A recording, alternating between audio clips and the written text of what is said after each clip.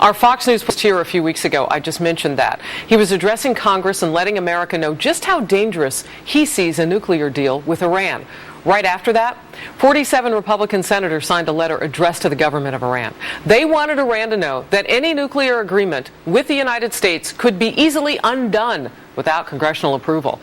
And things just heated up a little bit more with a warning now from the Obama administration to those Republican senators, telling them to stay out of the ongoing nuclear negotiations with Iran or risk derailing the possibility of a deal. The author of that letter that you see there, freshman Arkansas Senator Tom Cotton, says he has no regrets about this. Iran's leaders needed to hear the message loud and clear. I can tell you they are not hearing that message from Geneva. In fact, if you look at the response of the Iranian Foreign Minister, Javad Zarif, it underscores the need for the letter in the first place because he made it clear that he does not understand our constitutional system. He thinks that international law can override our Constitution. Secretary of State John Kerry is now in Switzerland ahead of another round of negotiations with Iran and other world leaders. That's set to begin tomorrow.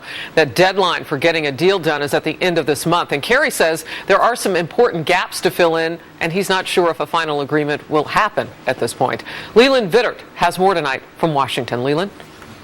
Harris, for lack of a better term, this letter says Congress should know its place when it comes to the Iran negotiations. Written by Chief of Staff Dennis McDonough, the letter states Congress will have a say about lifting sanctions against Iran. But it all but lectures the chairman of the Senate Foreign Relations Committee, saying Senators Bob Corker's proposal giving Congress an up or down vote on the Iran deal as a package would have a, quote, profoundly negative impact on the current negotiation process. The main point here, I think everybody needs to understand, is the president is about to make what we believe will be a very bad deal.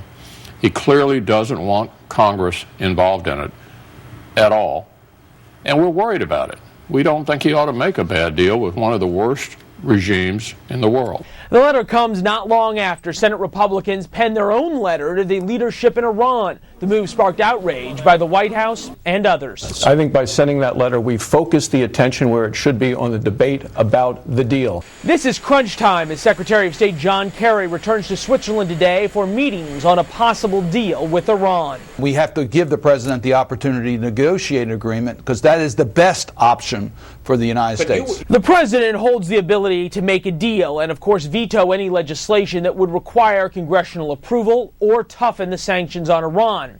The fundamental question is this: will enough Democrats break with the president for a veto override? Harris?